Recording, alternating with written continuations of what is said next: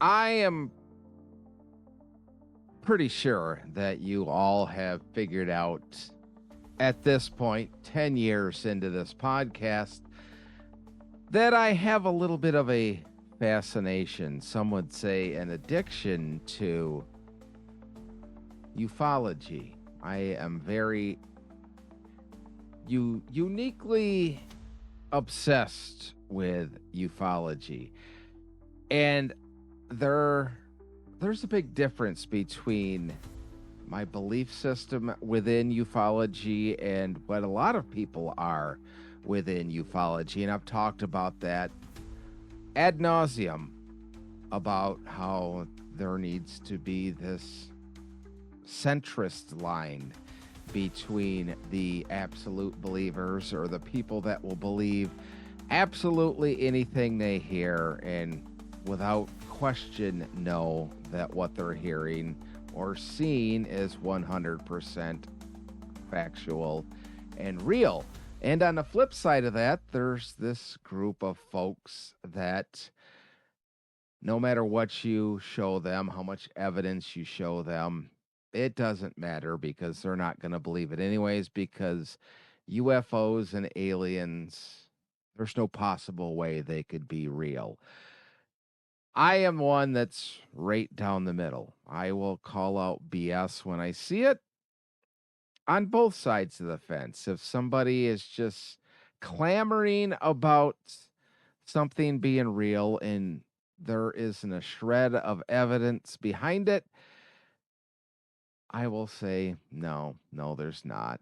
But on the flip side of that, if people are just poo pooing everything, no matter what evidence is out there, I will call those people out there as well. Regardless of that fact, you all know that I am keenly interested in the subject matter. And there is one story out there, as we're going to cover throughout this podcast, that I can't really decide what I really think of the Charles Hall story. And we're going to kind of walk through it step by step, a lot of it in his own words, as we investigate this. But let me give you a quick little opener to sort of set the stage of what this story is going to entail. They have larger eyes than humans do. Their eyes are roughly twice the size of our eyes.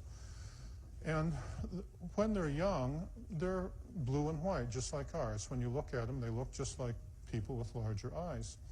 The eyes spread around the side of their head more than a human's does, and they're very prominent. And their eyesight is as good, at least, as that of a cat. And their hearing is as good, as at least, as that of a dog. They're capable of making sounds with their vocal cords that humans can't hear, just the way that I'm told rhinoceroses can do. But they can hear them, and they're well aware of this. When I was out there among them, it wouldn't be uncommon to apparently hear animal sounds out in the sagebrush, sounds like meadowlarks or dogs barking or horses whinnying. Really, it was the aliens. When they would walk in on me, if they felt like just talking between themselves, they were perfectly capable of talking between themselves using sounds too high for me to hear. Now, that is a quick little introduction into the person that is Charles J. Hall and his interesting story about the tall whites. That is a good introduction into what you're about to hear pertaining to the Charles Hall story. And I was debating on how I wanted to bring everybody up to speed if you didn't know. Initially, I was just going to come on and talk about who he was and his story, and then interject some videos that you're going to see later on. And then I found a TikTok video that, albeit is made by AI, it is well done, predominantly, that tells the story of Charles J. Hall and his experiences with extraterrestrials that he calls the tall whites in the mid 1960s in Nevada at Area 51, which technically he doesn't claim to be from Area 51, but more about that later. So let's just bring you up to speed. In the 1960s, Charles Hall served in the United States Air Force. His job was weather observation, data, numbers, routine. Same forecasts every day, nothing unusual. Until one day, he was reassigned. You'll be working alone on this one. A folder, stamped with 2 words, no explanation. He was sent deep into the Nevada desert, alone with the road. It was a normal day, and I had a new assignment. I headed toward a place called Groom Lake on base. My superior... Now, that's accurate. He did get orders when he went to his latest posting before he got shipped off to Vietnam. And he was the weather reporter at the base. He would get weather reports each and every day, wind and et cetera, et cetera, et cetera. That was his job. superior mentioned how beautiful the scenery was. He wasn't wrong. Coming around the last bend, the mountains open up, and there's this wide valley, a clear lake, and a waterfall spilling out of the rock like it's been... The first time I saw one of them, I was making my routine rounds, and I suddenly realized I was not alone. They were tall, thin, pale beings, calm but alert. And I immediately understood that any sudden movement from me could mean serious... He later called them the Tall Whites. They weren't hostile, but they were in control.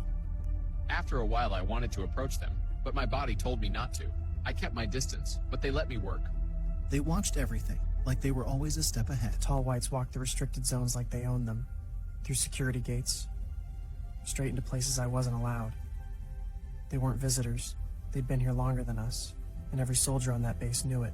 Charles described technology far beyond anything he'd seen. Craft that moved without sound or heat. Didn't make sense with our physics. We developed an understanding over the years. I never really got used to seeing them. Every encounter felt like the first time. The amazement never went away. When his service ended, no one debriefed him. No questions. No follow-ups. It was like it never happened. Decades later, I finally spoke out, calmly, consistently, without changing my story. And I'm not here to convince anyone. Right. I'm just telling you what happened.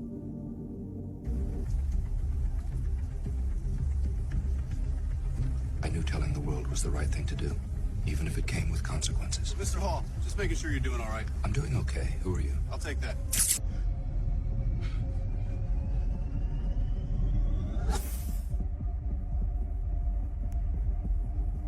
Was that a dream? Now, that last portion doesn't really have anything to do with his story. They kind of bypassed a lot of the end. What it was is he was the weather observer at the base in Nellis, and while he was there, he interacted with what he called a group of aliens that were also stationed at Nellis. The way he describes it were the United States government and these aliens were in an exchange of technology of sorts, that the aliens could use the base as sort of a home front for all of their UFOs that came in and maybe needed repairs and whatnot. And it just so happens to be out by his weather station. And while he was the weather person, he, I don't want to say struck up a relationship, but sort of got to know these aliens, the tall whites, at least certain members of the aliens. And there's all sorts of videos out there that you can hear him talking about it. But this went on for 3 years. And then after that, that video said that he got discharged and he wasn't debriefed. He did say that once his time at Nellis was over, he was not debriefed, but he was shipped to Vietnam. So they made it sound like he was just done with his enlistment, but that wasn't the case. After he got home from Vietnam, he lived a pretty standard life. Went to college on the GI Bill, got a master's degree or two, according to him, met his future wife. They dated and got married, had a couple of kids, and just lived their lives throughout the 70s and for the most part, most of the 80s. But in the late 80s, he lost his job, or as they state, his job ended, so he didn't have anything to do. He was just sitting around the house. And his wife noted that he was spending an awful lot of time on the computer. So she asked him what exactly he was doing. And he said, "Oh, nothing. I'm just writing my memoirs for our grandchildren to read someday." So she started to read what he was typing, and he had never shared any of this stuff about what had happened with the aliens at Nellis before he went to Vietnam. She didn't know anything about it. And she asked him, "Is this all true?"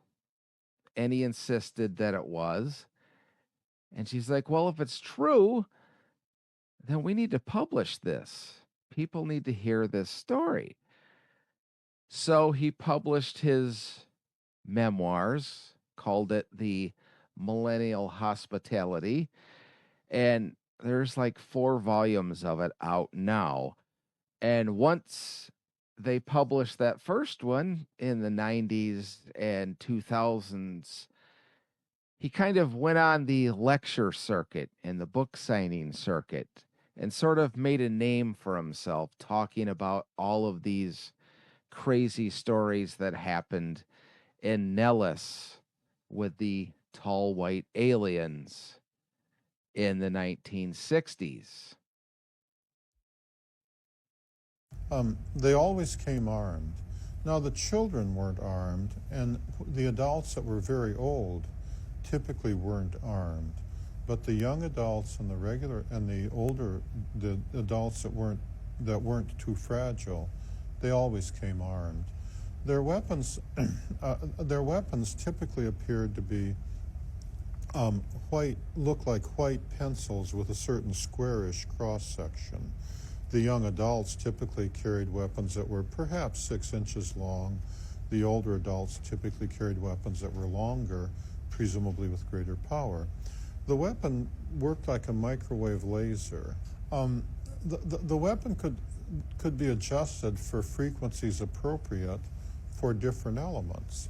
If they adjusted it for the frequency of sodium, for example, in the human nerves there are sodium atoms and calcium atoms. He gets very, very detailed with his explanations of all these things and his interactions with these aliens. And if they adjusted it for sodium and fired it at you, it would make it seem like you were getting an electric shock. Like, depending on the power of the weapon, it would feel like you just touched a high voltage wire of 100,000 volts and was extremely painful. If they set it high enough, they could kill you by just going zappo and you'd be electrocuted. If they had it set low, then it would just give a tingling affair and They never actually used the sodium setting on me, but I did meet, for example, a CIA guard who said that one day he had been walking with the teacher coming down the steps of the Capitol building. And because their bone structure is slightly different than ours, he wasn't familiar with the way they look when they're walking down steps. And he said they were partway down, and it looked to him like the teacher was going to fall.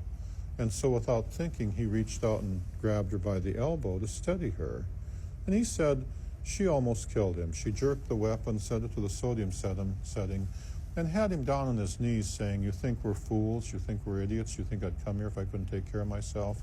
And she said, you know, it was all he could do to breathe when she used that weapon on him. And he was absolutely terrified of her. You know, she put him through 5 or 10 minutes of, you know, who's given the orders and who's taken them, you know, and it was nothing but yes, ma'am, no, ma'am. And and they never did that to me, although in addition to the guard, I met a number of guys they had done that to. I know a lot of people hearing this probably like me when I first ran across this story, hearing all these stories, and they just sound too fascinating, too outlandish to even possibly be true. But I will say this, unless he has a very eidetic memory, he tells the exact same story each and every time he gets interviewed throughout the decades, because the next video we watch is going to be him more currently, and you can tell he has aged a lot, and he's still telling the exact same story. So I know it sounds fantastic, but if he's making it all up, he's doing a damn good job telling the story. Another set, if they moved it to the calcium setting, then it was like putting you to sleep or calming you down. So like if you were standing there and they did it to you, you might not be able to move your feet, but you wouldn't actually feel terrified. They didn't use the calcium setting very often. The only thing I can say to all of that is it is truly amazing that if he created this entire story, it is well done. And you can't take away he is a very intelligent man. One of the weapons they could set to hypnotize a person. When they used that setting, they typically liked a clean shot at one of your temples. And what it would do is induce the same as if you were hypnotized. They could turn it on instantaneously and turn it off instantaneously. And it was common to have missing time experiences. One day I was walking from my theodolite stand to the weather shack. It happened a large number of times, but on this day in particular. And it was like 19 or 20 steps from the theodolite stand to my weather shack. And I could clearly remember taking step 12. That's the thing that always gets me is that's why I said the eidetic memory is because he makes often references about remembering taking, 20 to 30 steps or taking step number 12. And that is a pretty fantastic memory if you can detail that much in an incident that happened, well, at the time of this video, 30 years earlier, now closer to 50 years earlier. And I could clearly remember finishing step 14. But in between those two steps, almost 20 minutes went by. It used to annoy me greatly until I'd finally gotten to where I could break through that hypnotism by relaxing and letting your mind wander. And what had happened was, it was one of the early days in '65. Range 4 Harry had brought some new arrivals around, and he had stepped out from the alleyway between my weather shack and the supply shed. Now, you're going to hear a little bit about who Range 4 Harry is in the next video. And this is really where it gets fascinating.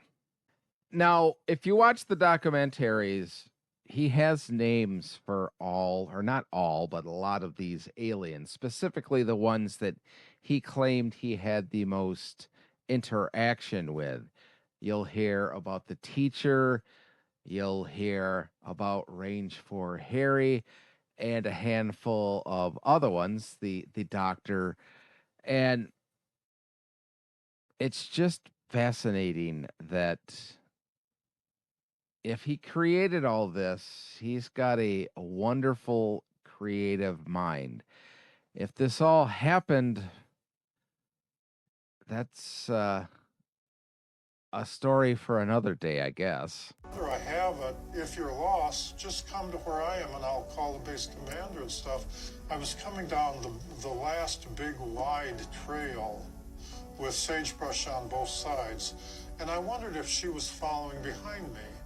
And I stopped and turned around slowly, and a sight I'll always remember, running straight towards me. Not as far away as the car, 50 feet, maybe less, was one of the tall white men, Range 4 Harry. He was running down the trail straight towards me, and I stood there like a deer in the headlights. He could have run right over me. I was in such shock. And he got to a cross lane that I had cut, and then he turned quickly into the cross lane and ducked down behind the sagebrush, and then would peek at me over the sagebrush. And I was in such shock, I was kind of staggering, and all I could think. Now, the only thing I will say that I kind of question about his story, because I've said a couple of times now that his story stays exactly the same for all of these decades, he has changed a little bit about Range 4 Harry. Initially, like you heard him say there, he would talk about how it was just another tall white alien.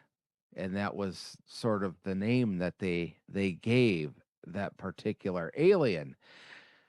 But now he just recently did a podcast with somebody, and he stated that mentally they can make you see things that you want to see. And Range 4 Harry was like this electric horse, sort of.